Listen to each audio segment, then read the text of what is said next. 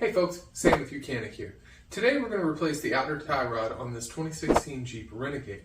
Cool part is, we don't really need any specialty tools. Basic wrenches and sockets will do. You are going to need a big hammer, and if you prefer, a set of tie rod or ball joint forks could be helpful, but I'll show you how you can do it without it. All that being said, let's get started. Welcome back. We're up under the right front of our 2016 Jeep Renegade, and we're going to replace this outer tie rod end. Now, this is a rack and pinion assembly. On the inside is an inner tie rod, and this was able to free spin. That's actually how you perform the alignment. So you leave the tie rod in, or the outer tie rod in, and you'll actually spin this inner tie rod in to thread it outer in to change the angle or change the toe on the vehicle. You can do it on the left front and the right front, of course. Now, all that being said, we need to replace this piece here. There's a couple of steps we're going to do. So first and foremost, we want to go ahead and loosen this retaining nut here. For that, we're going to need a 22 millimeter wrench, and we're going to need a 14 millimeter wrench. We're going to take our 22 here, get it hooked on where it'll dangle just fine. We'll take our 14 and we'll actually grab a hold of the tie rod end itself and give it a grr. Remember, you want to spin righty-tighty from this vantage point. We're going to have to change angles here. My wrench up on top. We're going to go to work on this thing. Now, these components can really get seized on there over the years. So be ready for just a little bit of a fight when you do these. What I'm going to do is I'm going to hold this whole thing steady and I'm going to give it the old pop with the hand here. What you want to do, run it all the way to the stops. There we go. Now we can put some force behind this. Ooh, that's a busted knuckle right there, ladies and gentlemen. All right, so we got it loose.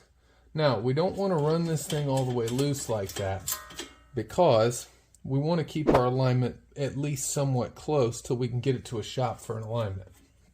So what we want to do is grab our new tie rod end. You'll find different companies will make these things different lengths. So what you want to do is you want to set this thing down directly beside your old tie rod end and look at it, and what do you know, ours is just about a thread longer. So what we're going to do is we're going to run this nut in until we can just see one gap in the threads. It'll get us pretty close, and then when we go to put this new one on, we're just going to run it right up against the set screw there, or locking nut. Okay, so next we want to work on the tapered portion, and for that we're going to need our ratchet, some extension, and a 17 millimeter socket. This is another locking nut here. It's got nylon in there. Usually not too tight, but there we go.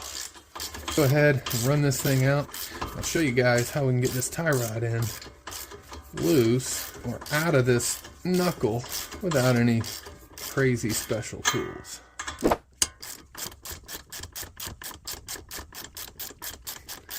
Is that spinning in there? There's no way. Good news, bad news. The good news is we won't have to pop this thing loose to get it down. The bad news is this whole tire or inner portion of the ball socket on here is spinning, so I'm actually not loosening anything. It happens, no big deal. What you want to do if this happens is we actually want to squeeze this whole assembly together, put a ton of friction on this ball socket down here so we can get our nut off, or we will never get this thing apart.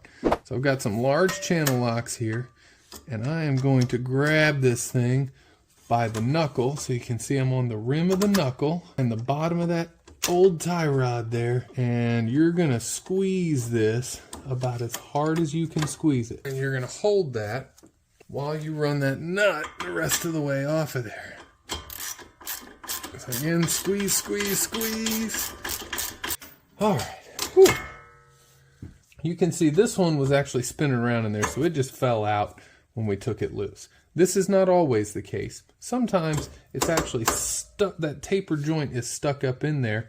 And what you want to do is, just like we have it here, is you want to run this nut until it's over the top of that, of the threads, and use it as a target for this big hammer.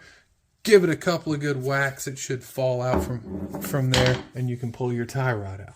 But ours was the opposite. It was spinning around in there. And it's all shiny, of course it is, because it was just spinning around, metal to metal. It's just lovely. Sometimes these things get worn out, and you can see there's a ton of play in there. Now from here, all we need to do is spin it off. Sometimes these can be a little corroded on. If you've got a vehicle that's got a lot of rust on it, this one really does not. It's a fairly clean vehicle for being 10 years old. What you may need to do is you may need to bust it loose. So you're going to grab the same tools that the alignment technician would. You're going to grab this inner tie rod in right here with your 13mm wrench.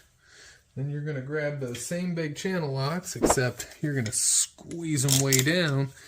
You're going to grab a hold of this whole tie rod, just like so, while holding your inner tie rod, bust it loose. Now, if it's really, really bad corroded, sorry, but the answer is it's going to be difficult to come off. What you're going to want to do at that point is get you a small torch, one of the blue tanks from the hardware store, and you're going to want to heat this tie rod end up where those threads go inside of it, and then while it's screaming hot, you then want to try and bust it loose. This vehicle, again, very little, as I talk about it, this thing's starting to stick. Very little corrosion, so this is not bad. So we'll go ahead and we'll spin this tie rod off, being careful not to touch our locking nut here, because remember, we're gonna put our new tie rod end on here, and we're gonna run it right up to that locking nut. So we spin, spin, spin, spin, spin. Yes, these threads are forever long, and you gotta have some play in it, because this is actually how you perform the alignment on the vehicle. So it does need to have room on either side. Plenty of threads. Okay, there it comes. And that is actually one of the better threads I've seen on an inner tie rod end. All right, this is our new tie rod end. Now, don't think that this plastic is part of your tie rod end. You're going to want to go ahead and remove that. That's just a shipping cover. Keep it protected while it's sitting on the shelf or getting shipped. We're going to grab this thing. We're going to go ahead and thread him on. And again, we're just going to run it right up to that locking nut there.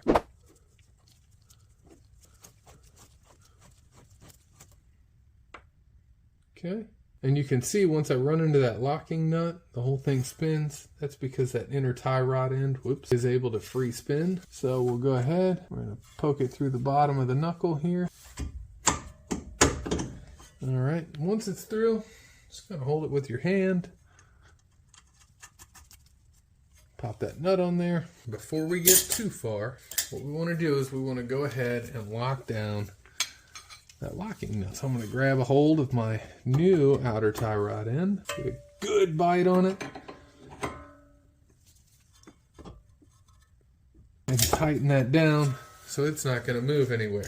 I'm going to go ahead and grab that same ratchet with the 17mm socket, place it on here, begin to run it in. Now same thing, if it starts to spin a little bit on you, no big deal. Grab a hold of the whole thing with those channel locks, squeeze it together. This one doesn't appear to be a big deal. And let's run this thing tight. Now this one, feel free to give it as much gusto tightening it as you please. This one is supposed to be very, very tight. There we go. Now, we've completed replacing the outer tie rod end, and that's all well and good. But this job is not done. Go ahead, call your local mechanic shop that has an alignment rack. Make that appointment for an alignment. Otherwise, you're going to run into tire wear issues because the toe or the angle of the front wheels is not going to be exactly correct until you hook it up to an alignment machine, have that technician line it up for you. But thanks for joining me, guys. Enjoy.